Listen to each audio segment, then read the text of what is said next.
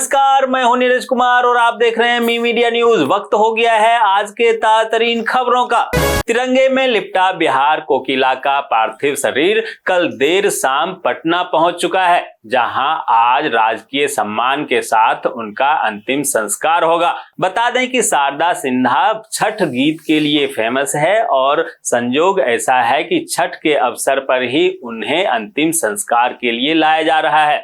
छठ पर पटना की यातायात व्यवस्था को बदलने का आदेश दिया गया है, जहां अशोक राजपथ के सभी एंट्री पॉइंट को पूजा के समय बंद रखने का आदेश दिया गया है। अमेरिकी राष्ट्रपति डोनाल्ड ट्रंप को मिली जीत के बाद अब इस बात की चर्चा शुरू हो गई है कि रूस यूक्रेन युद्ध और इजराइल हमास के बीच जारी युद्ध का क्या भविष्य होगा। क्या ट्रंप युद्ध को रुकवाएंगे या यूक्रेन और इजराइल को मदद देकर किसी नए नतीजे पर जाएंगे। दरअसल चुनाव प्रचार के दौरान डोनाल्ड ट्रंप ने कहा था कि अगर वह व्हाइट हाउस में वापस लौटते हैं तो वह यूक्रेन रूस में युद्ध को खत्म कर देंगे। वाराणसी के भेलुपुर जल संस्थान के पास बुधवार दोपहर एक निर्माणाधीन बिल्डिंग के बेसमेंट की खुदाई के दौरान अचानक मिट्टी धंसने से 11 मजदूरों की मौत हो गई। आनन फानन में सभी को निकालकर अस्पताल भेजा गया, जहां एक मजदूर बबलू को मृत घोषित कर दिया गया। वहीं घायलों में जीयुत, मनोज, विनोद, टिंकू, सुबेदार, राजकुमार, रंजू, मनोज कुमार सहित मुन्ना का नाम शामिल है। भारत नेपाल के बीच सांस्कृतिक एकता का प्रतीक छठ महापर्व इस बार फिर से कोसी बैराज पर दोनों देशों के लोगों द्वारा संयुक्त रूप से मनाया जाएगा। बता दें कि कोरोना महामारी के कारण नेपाल सरकार ने छठ आयोजन पर रोक लगा दी थी, लेकिन इस बार 4 वर्षों के बाद नेपाल और भारतीय क्षेत्र के श्रद्धालुओं को एक बार फिर से बिहार के कोसी बैराज पर मिलकर छठ पर्व मनाने का अवसर मिला है, जहां आज डूबते हुए सूर्य को अर्घ्य दिया जाएगा। राजधानी दिल्ली में एक चौंकाने वाला मामला सामने आया, जहां 50,000 स्कूल ड्रेस पिछले 10 साल से स्टोर में धूल फांक रहे थे। अब यह मामला सामने आने के बाद अधिकारी दंग रह गए और जांच का आदेश दिया है। वहीं जांच के बाद जो भी दोषी होगा उस पर कार्रवाई की जाएगी।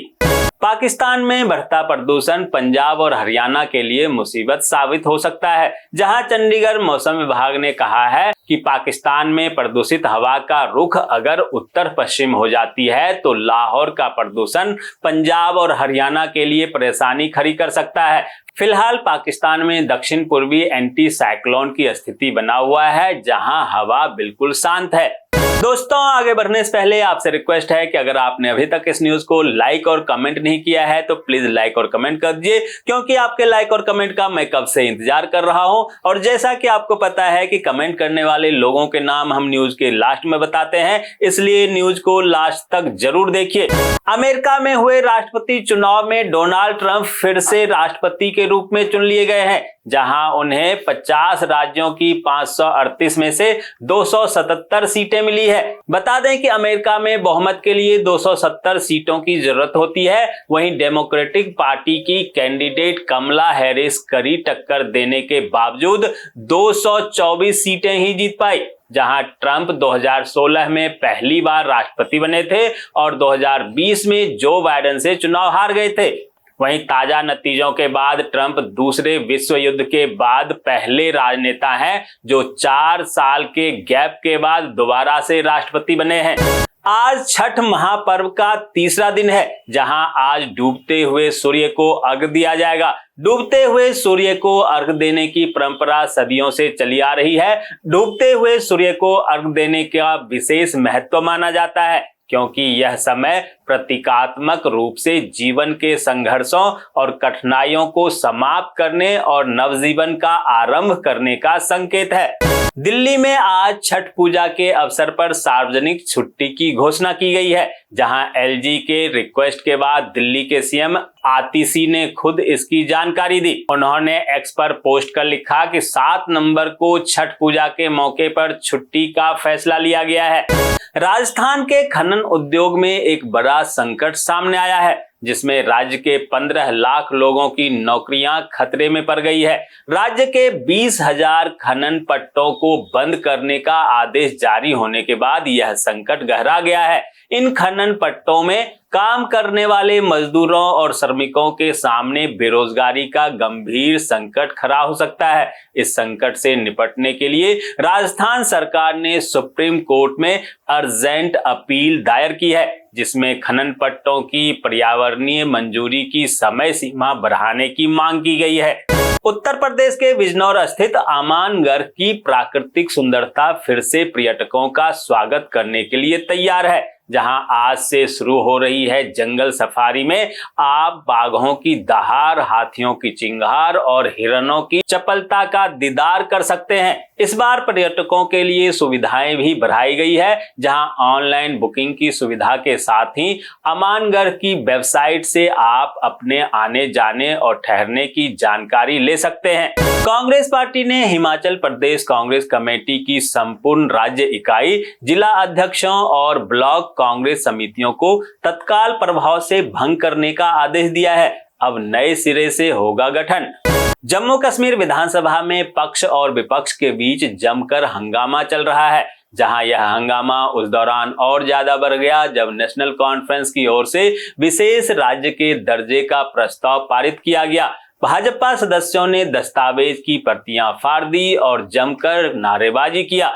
महाराष्ट्र में चुनाव प्रचार करने पहुंचे यूपी के सीएम योगी आदित्यनाथ ने एक बार फिर से विपक्ष पर निशाना साधते हुए कहा कि छत्रपति शिवाजी महाराज ने भी हिंदुओं को एकजुट करके हिंदी साम्राज्य बनाया था। उन्होंने विपक्ष के सामने यूपी की स्थिति को बताते हुए कहा कि नो कर्फ्यू नो दंगा, वहां है सब चंगा। गुजरात के आनंद में बुलेट ट्रेन के लिए बनाए जा रहे ट्रैक का एक पुल गिरने से 3 मजदूरों की मौत हो गई, जबकि 4 मजदूर के दबे होने की खबर थी।